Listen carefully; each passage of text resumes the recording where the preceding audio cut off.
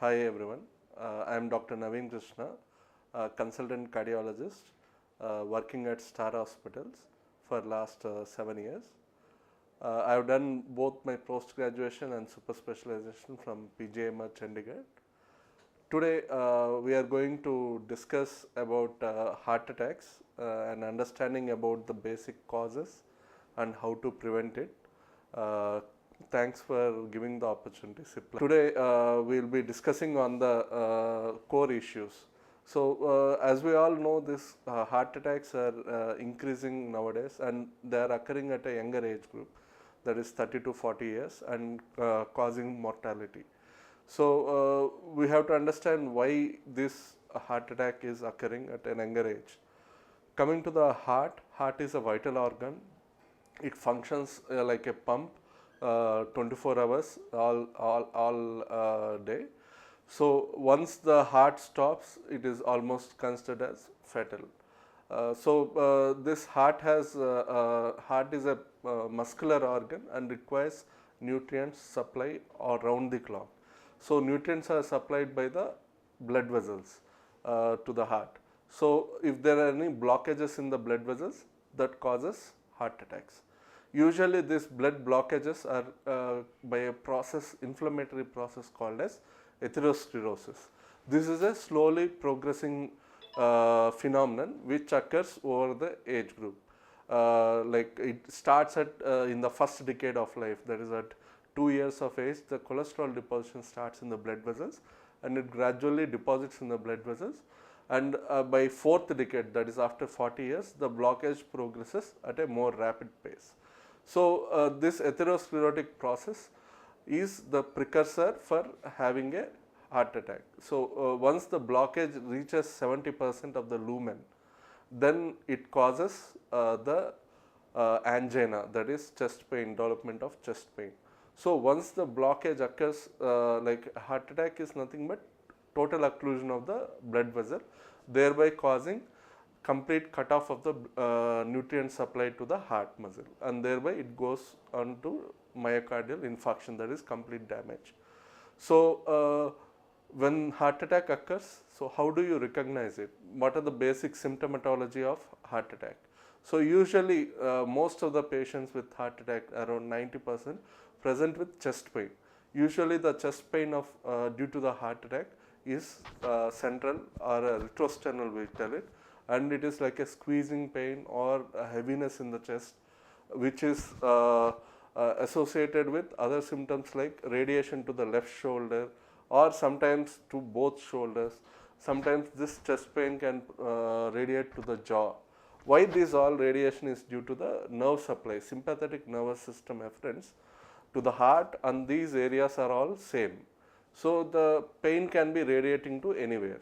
So such a presentation of pain is very classical of heart attack, and usually the chest pain due to the heart attack lasts for 10 to 15 minutes, and if it turns out to be an infarction, that is a major heart attack, then it lasts for more than half an hour. And once usually this heart attack, usually once the pain starts, we calculate the golden hour, that is first 1 hour of chest pain, as a golden hour. Why? Because within this 1 hour you treat him, you can prevent most of the muscle damage. So as the time elapses, the more muscle gets damaged. And other symptoms which are associated with heart attack is the breathing difficulty. It is the common symptom. Along with chest pain, he will be having air hunger, breathing difficulty, at rest also. With exertion, breathing difficulty worsens. And there can be other associated symptoms like giddiness, or he can have profuse sweating, nausea, vomitings. These are all associated symptoms with heart attack. So once you identify these symptoms, then comes the role of investigations. First most important investigation is taking a simple ECG. ECG is the electrocardiogram, which reveals the electric activity in the heart. Thereby you can come to know about the heart attack immediately.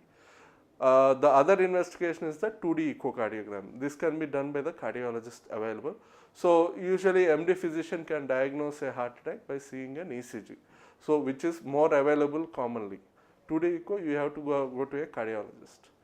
So the next one comes the blood tests, especially the troponin I and creatinine kinase MB. These both are the cardiac enzymes which gets elevated due to heart attack. So these enzyme role comes after 1 to 3 hours. CKMB gets elevated after first 1 hour, and our troponin I levels rise after 3 hours. So if you do troponin I within 3 hours and the test is negative, it doesn't reassure you. So you have to repeat again the troponin, that is a serial trop I, after 6 hours and see. So when the chest pain starts and immediately you do a blood test, it is not so reliable. So you have to again repeat to reassure the patient. And one more is the coronary angiogram. Coronary angiogram is a diagnostic test, and in emergency cases, coronary angiogram, when there is a major heart attack, will be followed by the primary angioplasty, that is opening up of the totally occluded blood vessel. So this primary angioplasty is very vital, life-saving procedure.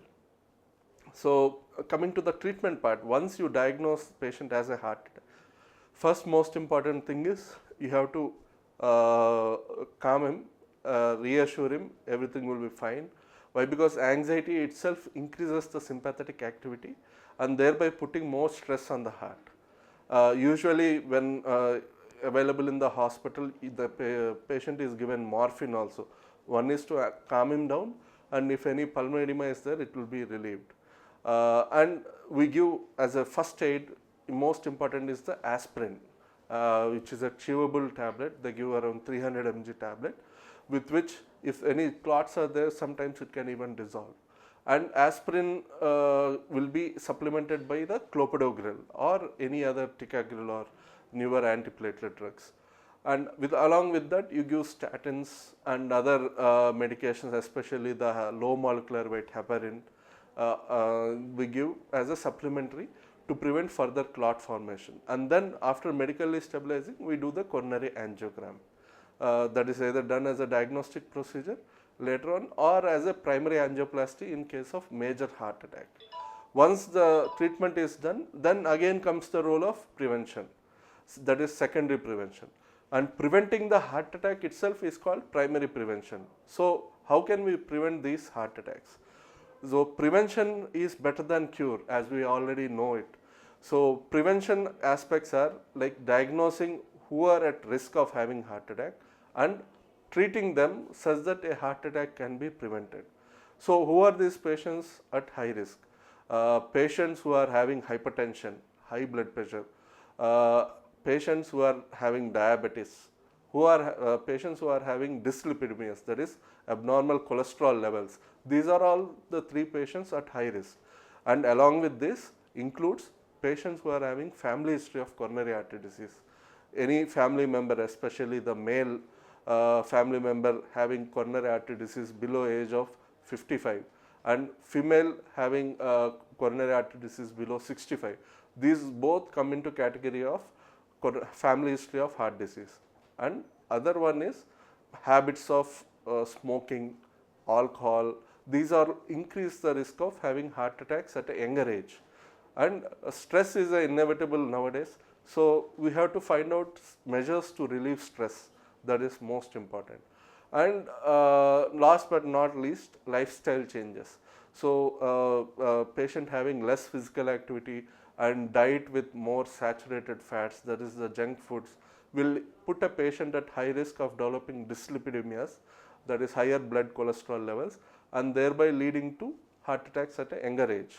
So to prevent this, main thing is monitoring blood pressure regularly, ensure it that if blood pressure is under control less than 130/80 with medications, and ensuring our diabetes, that is blood sugar levels under control, especially the HbA1c below 6.5, and last but not least the cholesterol levels, that is should be less than the recommended limits, especially the LDL and the total cholesterol levels are the ones which are more targeted. LDL to be kept below 100 is the ideal target. And finally, the lifestyle changes, that is diet, exercise at least 30 minutes day, 5 days a week. That is overall 150 minutes per week is recommended. You do regularly. And finally, looking at your body weight and maintaining a good BMI is also important. So with this, we end our session of both knowing about the heart attack and preventing the heart attacks. Thank you.